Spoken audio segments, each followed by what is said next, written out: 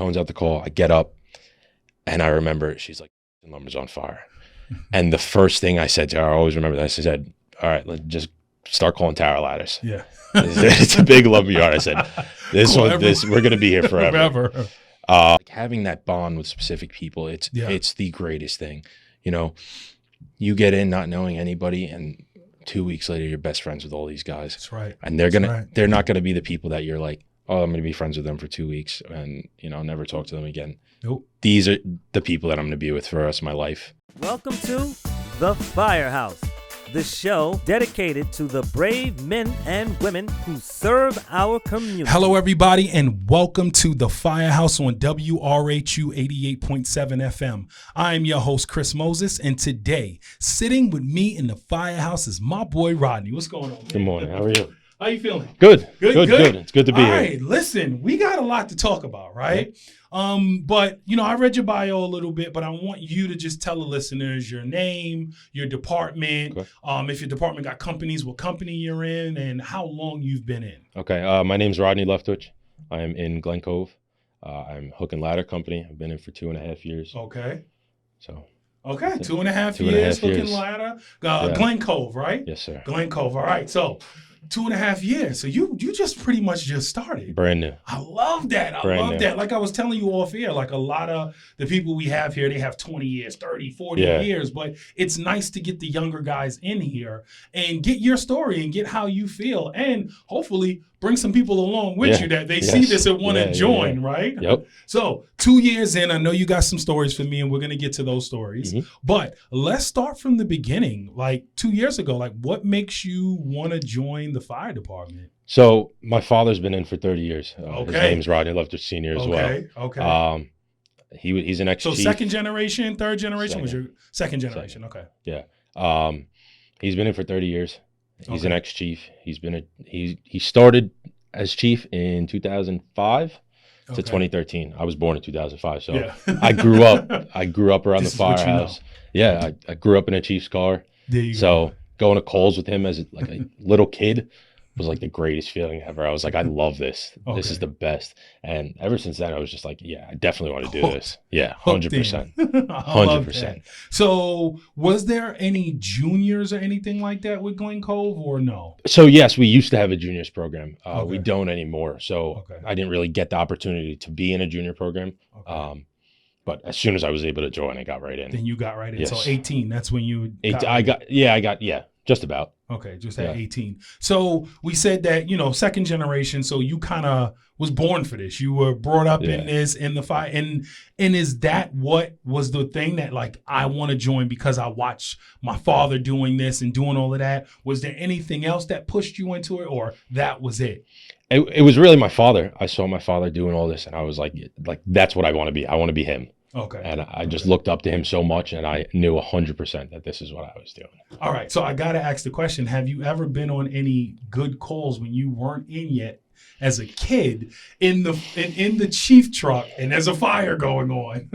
Do you remember anything like that? There's definitely a lot because it was a long time, but there's not very many that I remember. There's not very many I remember. Okay. I remember a couple MVAs. I don't really remember many jobs though. All right. Were you at least able to see it from the chief truck? Did he? Oh yeah, always. Did he position it enough where he could make sure that 100% could see him go to work? 100%. Yeah. I love that. Now, your father's still in? Yes. So have y'all responded together? He's the chief now, right? He's an ex-chief. Okay. He's also the supervising dispatch at the firehouse. He's dispatcher number 1 for Glen Cove. Did you get to respond with him yet? I have. All right, we're going to talk about that. Because I love those stories to get into it and you get to respond with your family because it's a different kind of 100%. Thing. We're going to get into that. All right. So let's just keep going. So soon as you got in 18, you joined. So, you got 2 years in. Mm-hmm. I think you 20, 21? I'm 21. Two years in. Did you end up joining with anyone else, like friends or anything like that? Or you were the lone probie or there was other probies? So at the time there was other probies. Okay. There's a very big age gap in my department. Okay. Talk about it. Right now we have there's no in between. Yeah. So we have the older members that have been in for 20 plus years. And then we have the younger members that have 2 years, 6 months. So when I first joined, I was the youngest one. Okay. And I was like, we got to start getting more people. Yeah. And I started going around to my friends. My best friend, Tuna, Ryan, I got Tuna, him what's to up, join. buddy? Yeah. I got him to join. Okay. And then they just kept coming from there. We have a lot of new probies now. Okay. People just getting off probation. It's great. It's great. It's all kids that I went to high school with, or that I grew up with, and everybody's starting to join now. And everybody's kind of coming in. What is the procedure? I know it's different for every firehouse, but to get off probation, I assume you're on probation because you said you're a chauffeur already. Yeah. And we're going to talk about the tiller that's over there at Glen Cove. We're going to talk about that. But what is the procedure? How long? Is it a time frame of how long? Or is it, something you have to do? Like, what is it to get off probation in Glen Cove? So our probationary period is, it's really however long you take. You're usually able to finish it within a year. You go through all your basic fire schools for Nassau County, and then we as well also have our in-house, which is trainings every week. I think there's 18 or 20 of them that you have to pass, and then you have to pass our probie test as well, which is like a 6-hour test of everything that you've gone over throughout your entire fire school and our fire school as well. Yes. You got to do everything to learn to get on probation, which is good. So in Glen Cove, how many companies, I'm assuming, of course, there's an engine company, a ladder company. Is there like rescue? Like how many companies are there? So we have 4 companies. We have Hook and Ladder, Chemical, Pacific Company, and Company 4. Okay. We also have a rescue squad as well. Okay. It's not a company. That's just anybody in the 4 companies could join the rescue squad after you make a certain amount of drills for it. Okay. And I assume there was really no choice. You were going to Hook and Ladder no matter. Yeah, my pops has been in there forever. He was not trying to hear you go anywhere else. You wouldn't have been able to come back in the house if that was the case. Definitely not. Was not going to be able to come back in the house. All right. So what was the companies again? The different Hook and Ladder, Company 4, Pacific Company, and Chemical Company. And now, I see the names. Can you explain Chemical Company? Like, is that an engine company? Yeah. Or so how does that work? In Pacific, is that another engine company? Yeah. Like how? So we have 1 ladder company. Okay. And then 3 engine companies. And then 3 engine companies. Yeah. Okay. But all 3 of the engine companies have 2 engines. Okay. So that's how we split it up. Okay. And then we have our walk-in heavy rescue truck. Got you. Now, let's get into the tiller, right? Yeah. Because first of all, how many tillers do you know? How many tillers are on Long Island? I believe there's only 2. There's only 2, which is Glen Cove. I'm sorry. I think it's 3 actually. It's Glen Cove. I believe Freeport has one. I don't know if they just. I think Freeport has one. I think they might have just got rid of theirs. Okay. And then Levittown. And Levittown has one. All right. So talk to me about the tiller, right? Because how is that actually training on that? How is that? It's a whole different animal. Now, it's funny because you were like, I'm a chauffeur on the front and back, right? So for people that don't know the tiller, there's 2 chauffeurs because you kind of swing the back, right? Mm-hmm. Is it possible to be a chauffeur on only the front or only the back, or you have to be both? So the way we do it is we kind of make emergency chauffeurs in Glen Cove. So our engine chauffeurs can drive the front. Okay. You have to be qualified on the back to drive the back. If we get a run and I'm down there and I need somebody to drive, hey, come over here, just drive the front. It is what it is. We try not to make only chauffeurs on the front. If you're gonna be a chauffeur, we try to make them on the front and the back. You have to understand the whole truck. You gotta explain. I never driven a tiller. Yeah. So I'm there. Emergency, you need me to drive. What are you telling me to do, right? Just go straight? Like, what are you telling me to do? Quick crash course. Dude, I've never done this, but I know we got to get out. What are you going to tell me? I would say drive the front of that truck like you're driving an engine. That's it. Don't worry about you in the back. Don't worry about me in the back. Take your turns a little bit wider. Okay. But you don't have to because I'm steering the back as well. Got you. So take it. And I'm going to have to trust you to drive the front. But drive it like you're going to drive an engine. Okay. The cab in that truck is so small, it feels like you're driving an engine. It doesn't feel like you're driving a 72,000-pound truck that's 62 feet long. That's crazy. So has there been any instance where the front, the back, don't. One goes this way, the other one does something. You could crab walk the truck. We don't really. I mean, you do sometimes. You have to sometimes. Okay. But I mean, like I said, you got to trust both people. Okay. You got to know who you're driving with. The back person definitely has to understand who's driving the front. Okay. Right. If you have somebody good driving the back, somebody that's not so good at driving the front, it makes it way easier. Oh wow. Because you can kind of tell the front chauffeur how to drive the rig sitting in the back because you're so high up, you could see everything. Okay. You don't really have to worry about it too much. Okay. So as long as the back guy, he's experienced, the front is like you said, dude, just drive it like it's the engine. I got the rest of this. Drive it like the engine. And that has always been an amazing rig to me. And I think everybody is. And to see it in action, it's like, yo, look at that thing go. We just took it on a standby in Comac. Okay. In Suffolk. And those guys there was people from every firehouse in Suffolk. They're like, take it around the block. I just want to see it. Just go around. Just go around. Yeah. Don't pull in yet. Just go around the block. There was videos all over the buff groups, people taking pictures. It was great. I love it. That's dope. I love that. I love that. Okay. All right. So, in the heart of Blue Point, New York, the Johnny Mac Foundation stands as a beacon of hope and resilience. Founded in memory of FDNY firefighter John F. McNamara, who lost his life to 9/11 related cancer, this foundation embodies his enduring motto, whatever it takes. To supporting first responders and their families, the Johnny Mac Foundation is committed to making a long-lasting impact. Join us in honoring John's legacy and making a difference. Visit at johnnymacfoundation.org to learn more and contribute. Okay. All right. So let's get into some stories, man. What stories do you got for me? First, before you get into your stories, I need you to tell me your first fire. First of all, did you have your first fire? 2 years in, did you have it? Yeah? Yes. Okay. So do you remember your first fire? I do remember my first fire. Talk to me. Walk us through that first fire. So it wasn't a very exciting first fire. That's okay. That's okay. For you, it was exciting because it was the first time. Yes. Now looking back at it, I was like, I don't know what I was excited about. First fire, it was a fire in a 2-story apartment building. It was a fire in the attic. It was tiny. Okay. It was tiny, but what was your position? I was still on probation. Okay. So I was hitting the hydrant. Okay. Got off the rig, hit the hydrant. So you get off the rig, you see it going. You see smoke. I could see smoke. Yeah. Okay, so this is the real deal right now. There was a fire in the attic. What's going through your brain right then? I was like, I didn't even know what to think.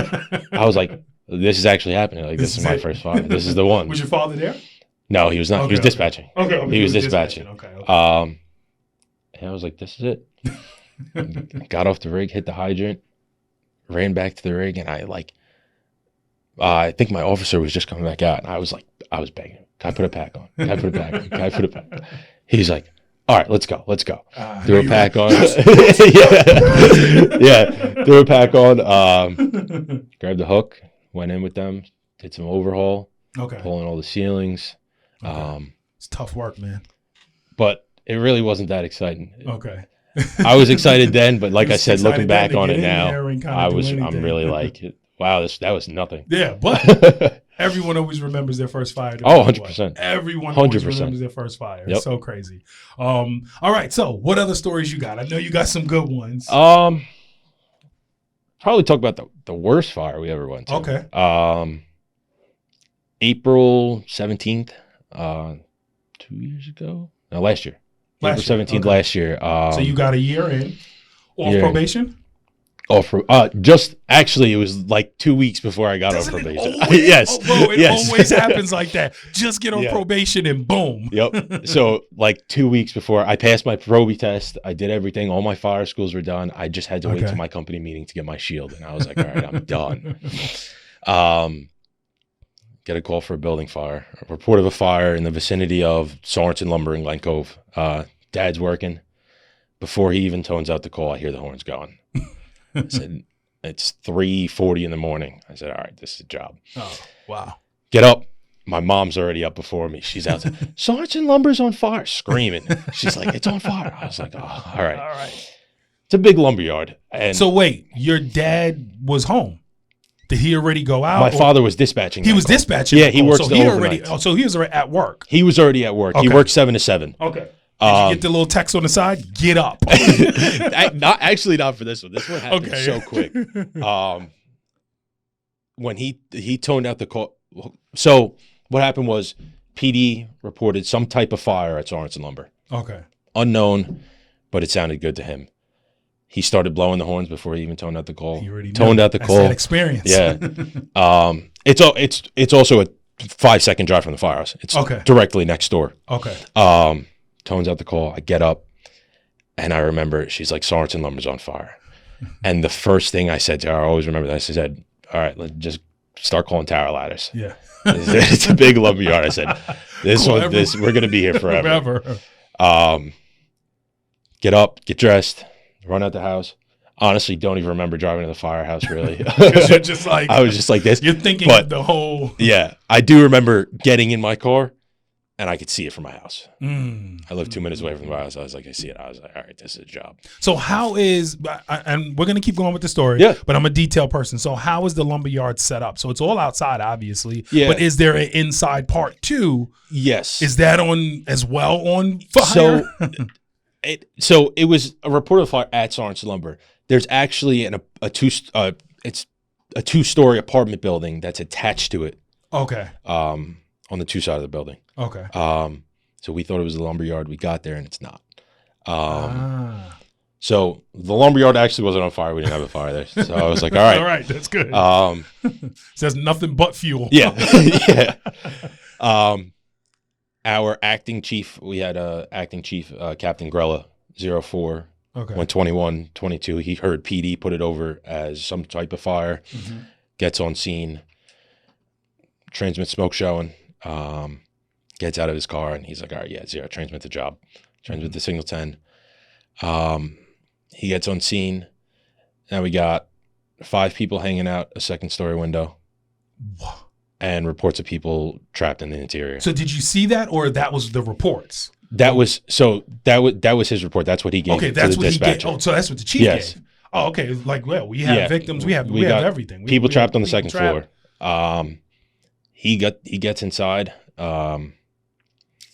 He goes in, goes up the stairs with a can, puts out the fire. So it's 2 apartments right across from each other. Okay. The fire started in the left apartment, burned across the hallway, trapped those people inside. Wow. And then there was another apartment back along the stairwell that there was 3 other people trapped inside as well. Wow. We were also getting reports from PD that there was people trapped in the rear.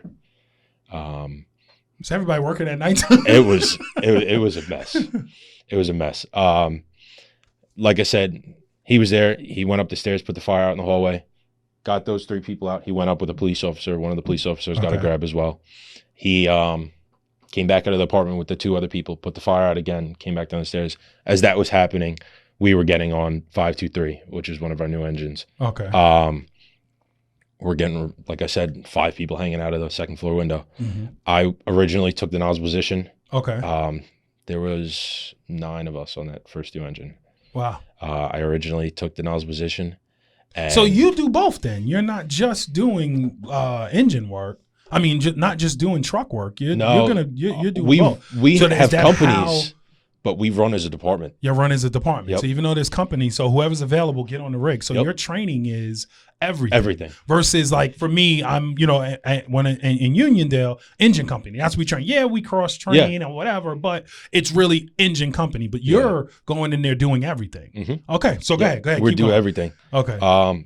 We get on 523. We go 21. Like I said, it's only a 10-second drive. Yeah, so it's like no time to get ready. We're all crammed in the back of the engine. And I took the nozzle position at first, and we make the right out of the firehouse. As soon as you make the right out of the firehouse, you could see the people hanging out of the window. Wow. Stop right there. Yeah. What is going through your brain right then and there? Right then and there. Couldn't even tell you. You know what? I was just like, wow, this is real. Wow. This is real. And I woke up 40 seconds ago. I was so shocked. Wow. I had no words. Yeah. I saw that and I got the chills immediately. Because there's not many people that see that. No. Like a lot of firefighters, you see fire. There's tons of fires. I see that. Yeah. But to see people trapped and actually see it, listen, we've heard it, we've done that, but to see that, it's a different mind frame. But go ahead, keep going. Yeah. So like I said, we made the right. I could see him hanging out the window, and one of my best friends, Ian, I look over to him, and the father that was up in the window, he was a bigger dude, and I looked at Ian. I said, "Ian, grab the nozzle. I'll go up and get him." I said, "I know I'm big, but like I don't know. We don't know what we're working with." So you got off the rig, you had the nozzle. Did you knock down any fire, or you saw the situation and was like, "No, take the nozzle"? We were still on the way. Like we were just pulling up, and I said, grab the nozzle. I'm going to grab an extension ladder. I'm going to go up." Okay. Get off the rig. First Assistant Chief Justin Valio gets out of his car, runs up to the engine, helps me grab. He jumps up on the hood of a car because we pulled up. There was a car right in front of the building. We pulled up pretty close to it, and our ladders come off the side. He jumped up on the hood of the car. We grabbed a 24-foot extension ladder. I raised it. Climbed the ladder, grabbed a six-year-old. Wow. Grabbed her, came down, handed her off. When I came down, I stayed down. Justin then went up and assisted the other 4 occupants. Okay. Down the ladder. Wow. When I came down, like I said, I handed her off. I ran back to the rig, knowing that Phil was inside by himself. I ran back to the rig, grabbed the Halligan. Went up the stairs and met him at the top of the stairs. Okay. When I got to the top of the stairs, the whole hallway was cooking again. Yeah. Does just training take over at this moment? Like, what is going through your brain? You just went up there, caught a grab, came back down. How are you even thinking about Phil at this moment? Like what was in your brain? Like, oh, Phil is in there. Like, what's going through your brain? Is it just training, or is it just muscle memory at this moment? It's really training. I tried, my first couple years in, my first year in, I was just train all the time. Mm-hmm. So just like constantly thinking about like everything that's going on at the same time. Yep. I try to just like stay on top of it. And you know what, if I don't, I want somebody to point it out to show I know that I'm wrong. And it's so important for our listeners that's listening. That is what it is. That training, people don't realize how important it is to get your, I ain't going to say the word because we're on the radio, but to get your what down there on Thursdays, on Sundays, all of that, because it's all about muscle memory when it happens. You'll just start moving. You forget what you're doing because you're doing it so well. You're just like, I got to do this, got to do that, got to do this. All right, so you realize Phil is in there. You grab a Halligan. Go ahead. Yeah, I get to the top of the stairs, meet him at the top, and now the whole hallway is fully involved again. Now Phil, since I'm behind him, started conducting searches. Okay. The line was just coming up the door. I was just going to ask you, where's the line at this moment? The line was just coming up the stairs. Okay. At this time. So the fire doors still kind of intact. Both doors were wood doors. That's how it burned through. Okay. Phil went to the right, started doing a search in the right apartment again. And like I said, they were coming up the stairs. I knocked that door off the frame so we could get into that apartment and start knocking the fire down. While we were sitting there, it was hot. That was the hottest we've ever been. And while you're sitting there waiting for the line to come, like, come on, guys. I knocked that door out, and then I was sitting there, and I was like, it was just getting hot. We were backing up a little bit. My helmet shield was gone. Wow. My helmet, my Burke shields were gone. Our gear is all brown. It wasn't even black anymore. So, like I said, you're a tall guy. Yeah. So it's only so low that you can get, right? Hey, everyone stay low, follow the goal. I physically can't go any lower unless I'm laying down at this moment. Like kneeling next to Phil, like the assistant chief. I was like, I'm still taller than you. He's sitting there. He's like, I'm burning up. I just like grabbed him by his collar, and like we were just pulling each other back, trying to get away from it until we got that line in place. Until you got that line in place. Wow. So now the line gets in place. Of course, immediate relief once 100%. They hit that ceiling. Thank you. You can feel it immediately, and then keep going. He starts conducting searches. I start conducting searches. Then, okay, they get a good knock on the fire. Now we're just trying to do overhaul and make sure that we're all good. Okay. While that was all happening, 3 people in the rear self-evacuated. And then we also had 4 occupants on the first floor. This building was packed at 3:40 in the morning. We also had... Were they having a party? Yeah, I know. 4 occupants sleeping on the first floor that didn't know there was a fire. Wow. That our second assistant chief and one of our firefighters, Henry, that speaks Spanish, went in. And there was actually somebody that was unable to walk in there, so they dragged him out as well. Wow. Yeah. Wow. Look at that. I know. That is amazing. Well, thank you for real. Thank you. I know that was, so you said that's a year in, right? That's a year in, yeah. That's a year in. What else blows? Nothing blows that out of the water after that. Then everything else is just like, it is what it is after seeing something like that. Wow. It was awesome. We went to the county awards this year. We got Phil, our third assistant chief right now, got the gold medal of valor.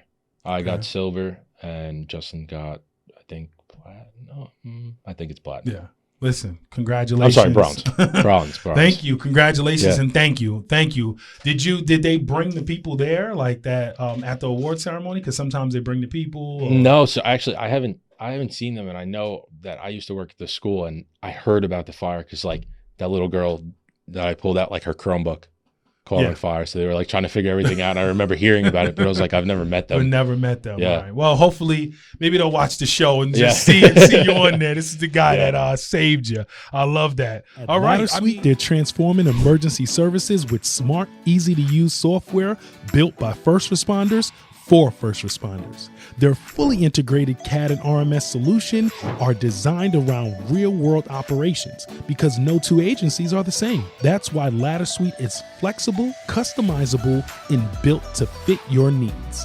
Hosted on secure, redundant cloud services, their platform delivers reliability you can count on when it matters most. And with a dedicated support representative for every agency, they're with you from onboarding to daily operations. Ladder Suite, built for the mission. And if you head over to their Instagram, drop a comment and let them know that the Firehouse on WRHU 88.7 FM. I love that. All right. I mean, dare I ask if there's any other stories? Because nothing blows that out the water. No. I mean, the only other story that I really like is my first time driving the tiller. All right. Talk to me, because first time for people that have never that never drove it, only seen it, it's just it's like a feat of wonder. You're like, how is this happening? But go ahead. My first time driving the tiller, you're in the front or back? I'm in the back. Okay. One of our other dispatchers was just getting off. He's like, all right, I'll drive the front. Nobody else came down to drive the back. Okay. And this was when I was really quick, not to cut you off. Is there circumstances when you would bring the tiller out and not bring it out? Does it go for pretty much every call, or is there a reason that we're not bringing the tiller out? The tiller goes to everything. Everything. All of our trucks pretty much go to everything. Okay. Like I said, besides our heavy rescue, our heavy rescue goes to like signal 8s, CO calls, like stuff our propane burn off calls. It could go as a fast truck. Our tiller could go as a fast truck. Okay, so it pretty much goes for everything. Yeah. There's no reason why it wouldn't go out. Nope. All right, so go ahead. I don't even. Where were we? He was driving the front. First time there we go. Tiller, right? So he's driving the front. You got the back. Yeah. So he drove the front, and he's like, "All right, Rod, hop in the back." And this was when I think I just finished my training the day before. Did I say it always happens like that? We were going mutually to Oyster Bay for a building fire, and we were moving. We were moving down 107, and now, really quick, and I'm gonna let you keep getting into the story, but I guess the front would control the speed. You're just right. You have no pedals. You have no pedals. All you have is a steering wheel. You have a steering wheel and a pedal that beeps in the front if you think you're about to hit something. That's it. Hey! But they just don't stop. Speed is all in the front, so you're just like. If you're gonna hit something in the back, you're gonna hit something in the back. That's it. That's it. Okay, keep going. So you said you're moving. Yeah, we're moving, and there was a couple times I was sitting there and I was shaking. I was like, I don't know, Marv. I don't know. You guys got the headsets, right, where you could talk to each other. Okay. You know what? We have them. A lot of guys, we don't like using them. Wow. Because they're you can't hear everything noise else? canceling. You can't hear. You can't hear anything else. Can't hear the radios. Can't hear more transmissions of what's going on. Maybe pulling the hair or do there. You can't hear any of that because it's okay. So just, some of those turns we were making for my first time, and I was like, I really hope I don't crash this rig right now. that was really it. It was just a terrifying moment of driving pretty far for my first time driving a tiller at a district fully qualified. I guess my other question is when driving a tiller, they're going in the front, you're, taking care of the back. Let's say you do hit something, right? Like I guess my question is like, can you hit something and the front just keeps going, right? If the back hits something, sometimes the front guy won't even know. And that's what my question, they won't even know, right? No. Nope. You'll have no idea. That truck is so heavy that you don't even feel it. Yeah, that's it. You get in a parked car and they'd have zero idea. Zero idea that happened. Let's just keep going. Mm-hmm. Wow. I love it. I love it. All right. So let's get into, I got a couple of questions for you that I want to ask. So one of the questions that I want to ask, if there was something right now you can debunk about firefighting, what would it be? I don't know. That's a good question. If something that you can debunk, we've heard things like we don't get cats out of trees. And then someone came and said, hey, we actually got a cat out of a tree. or anything. I don't know. Some people have talked about that, a lot of people don't know volunteer firefighters were not paid, right? So people talk about that. Yeah, we're not paid. Oh, you know what? Here's one. People think that we hate fires. Explain. And I always say it like this, but people always think that, we hate fires, they know we like going to them, but they're like, you don't want a house fire. We love them. We love house fires. We don't like people to lose their stuff. Of course. But firefighters love going to jobs. They love it. And people do not understand that.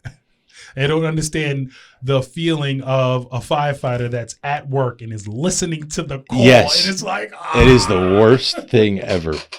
To know your department has a job and you're not there, and you're not even in town, where you can't even just like get there, and I'd rather be at the end of it instead of not be at all. Even if I can get there at the end, do some overhaul, help pump some holes, whatever, I can't even get there. It's the worst feeling in the world to come back in that firehouse maybe 3 hours, 4 hours later and smell and that you could smell the job. You're like,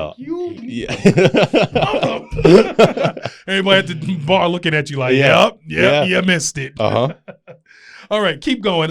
You got 2 years in. So since you've been in training and, doing all of your Pro-B classes, is there any piece of equipment that you love over all other equipment that you're like, you know what, this is what I love? Or is it all of it? Or is it just like, you know what, this one is? It's a lot of it. I mean, it is all of it, I will say. I don't really have like a favorite piece of equipment. Okay. I mean, obviously a Halligan. Halligan is like number one always. I'm also super tall, so I could pretty much reach everything. With a Halligan. You don't need a huge hook. You've got the Halligan and pulling ceilings. Yeah, I hate carrying around a hook. I will say that is one thing I do not like doing. I hate carrying around a hook. Have you went to any basement fires yet? No. Because I'm just wondering, you being so tall. No. I got a friend of mine over in Freeport, my boy Lurch.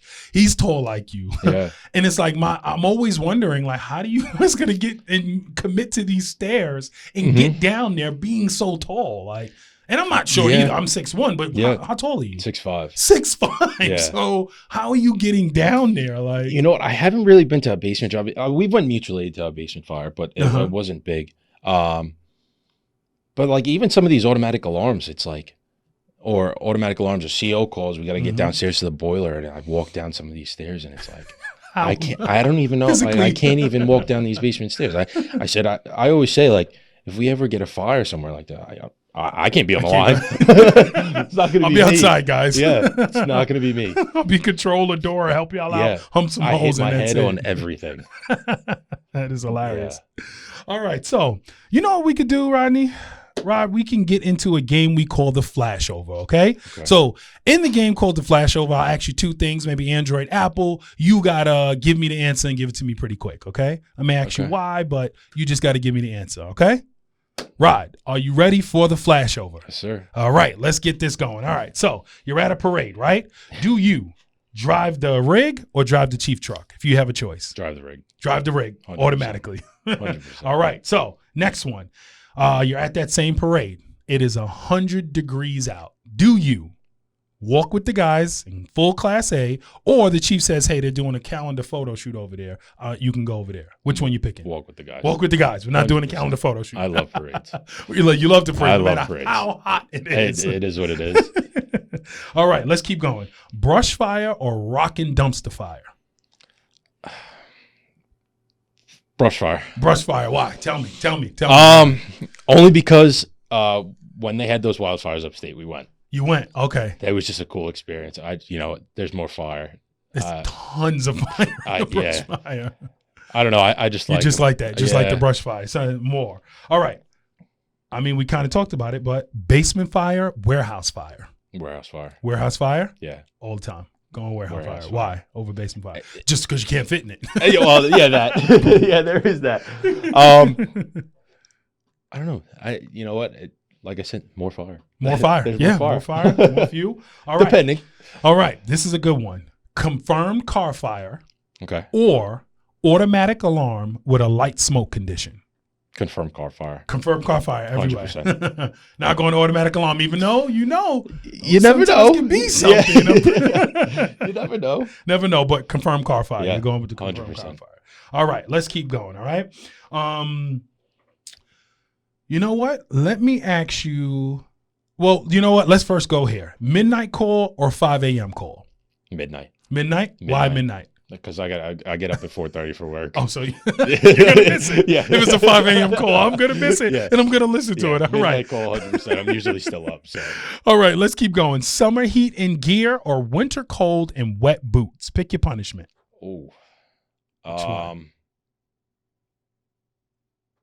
Probably summer. Probably summer. Summer and fall. You just see it. Just keep the heat. You'll be all right with the heat. The cold feet. Yeah, I'm good. All right, I'm going to ask this question. I'm not sure if you're going to know because you have 2 years in, but your father is in for 30 some odd years. Do you know? Well, I would want you to pick, and I don't know if you've seen it, and you probably have. Old school leather helmet or modern composite. This is a leather. Leather. I have a leather. You have a leather. I have Okay. My father's original leather. Look at that. I love that. All right. But you've had the modern composite, so you know it's much lighter. Yes. But you like the leather one. Yeah. Going leather. I think mine molded to my head so well. Yeah. I don't like the ratchet. I mean, yeah. The ratchets are, I don't know. It's just not for you. It's just not for you. Just not for you. Yeah. All right. Let's keep going. So now you got 2 years in, but let's say you pull up to a call. You're off probation, which you are, right? You pull up to the call and the chief is there. You got the young guy. He just started. He's, 6 months in, but they're going to let him go in. And then you got, let's say your dad.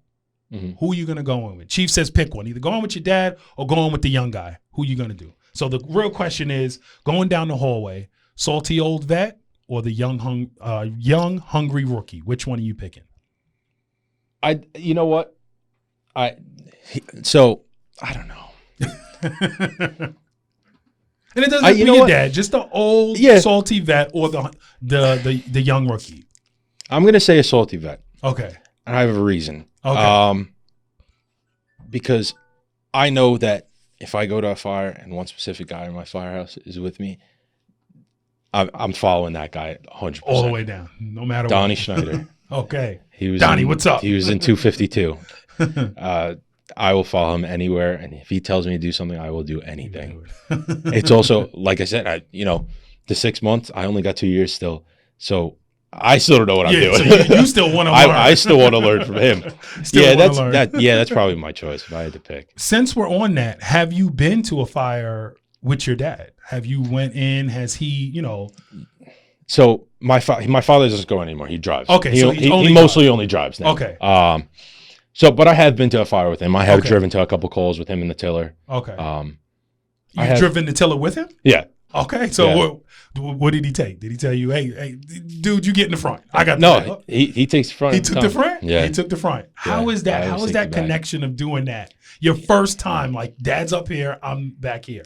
It was great. It was a dream come true. I've always wanted to do it. Yeah. The first time I got to do it, I was like, this is great. This is great. And did he give you? He's a good chauffeur. You? Did he? 100%. He's like, dude, you could have done this. Yeah, 100%, 100%. But I know with him driving in the front, he's not going to let me hit anything. Yeah, he's going to tell me the right way to do it. You're gonna do it. I love that. Okay, let's keep going with the with the flashover. Yeah. All right, let's get into some movies and TV shows. If you haven't seen them, just say you haven't seen them. Okay. All right. Are you ready? Yeah. Chicago Fire, Rescue Me. Chicago Fire. Chicago Fire all the way? Yeah. All right, let's keep going. Chicago Fire or Third Watch? I don't know what Third Watch is. Never saw Third Watch. I've never seen Third Watch. All right, how about, did you ever see 911, 9/11? I have. All right, Chicago Fire, 911. I still pick Chicago Fire. Still picking Chicago Fire? Yeah. Love it. All right. Backdraft, Ladder 49. Ooh, that's a hard Have you seen both? Yes. Okay. This is great. So which very big. That's a very big thing in our Firehouse. We always talk about it. It's like the Bible. You gotta watch Backdraft. You gotta watch. So which one are you picking? On a standby, they're like, dude, I know we've watched it 150 times, but we're watching one. Pick one. Which one? Ladder 49. Doing Ladder 49. Yeah. Why Ladder 49? I don't know. I like it better. better. Yeah. Some people say it's more realistic. It's a little bit more realistic than Backdraft. Mm-hmm. But Backdraft is Backdraft. Backdraft is Backdraft. All right. So I thought I knew the answer to this question, but knowing that Glencove does everything, I'm wondering what you're going to say. So most important question I'm going to ask you today. Engine or truck? Which one are we going? Truck. Truck all the way. Truck, 100%. We going truck. All right. So 100%. why? Why are we going truck? I love riding the truck. Okay. You know what? You love to work? I love to work. Engine work wasn't my favorite. It wasn't? Engine work is not my favorite. I've had the nozzle for some fires now. I'm like, yeah, I'm good. I want to go out. I want to follow you guys. I want to do some overall. I want to break some stuff. I want to. I want to be inside. I want to be doing it. I don't want to be on the line. You don't want to be on the line. Yeah. I mean, I've had some people say they would love engine work if they had the nozzle every single time. Yeah, but that's not going to happen. It's not realistic. Yeah, you could be sitting there at the control or door, and you're like, "This sucks." Yeah. All right, I love that. All right, so a couple more questions before we get out of here. First, in a whole, how has being a firefighter changed your life? A volunteer firefighter. It's really opened my eyes. Like a lot more and like on how precious life really is. Okay. Because I've seen some of these fires where everything you could have could be gone in minutes. So really quick. It just showed me that I'm very grateful that like for what I have and you know, like life is too short sometimes. Yeah. So life is too short. And shows you that because you're seeing what can happen in a blink of an eye. Yeah. All right. So last question that I have for you. If there's someone that is listening right now and they thinking about joining, or the person that's in and they got maybe 6 weeks or a couple of months in, what type of advice would you want to give them? Somebody joining now. Yep. Do it. It is the best thing I have ever done in my life. With the amount of people and friends you make and just knowing other people in other departments and like having that bond with specific people, it's the greatest thing. You know, you get in not knowing anybody and 2 weeks later you're best friends with all these guys. That's right. And they're not going to be the people that you're like, oh, I'm going to be friends with them for 2 weeks and, never talk to them again. Nope. These are the people that I'm going to be with for the rest of my life. Lifelong friends. Lifelong friends. Right. You know what? Like I said, it was the best thing I've ever done in my life. Yeah. I wouldn't give anything for it. And you literally, like I said, you get those lifelong friends. People like I have people that my friends forever because of didn't know them from a can of paint, and then you get in together. And there's something about going in fires that bonds you. 100%. Bond you with them. Yeah. So talking about that, if there is someone right now that possibly will be listening that you think should be on the show, who would you say? I mean, of course, your dad. I think we need him. But who else? I think. Can I say two? Yeah, say two. Yeah. Just call him out. Shout him out. Phil Grella. He's our Phil. new assistant chief, 03. Okay.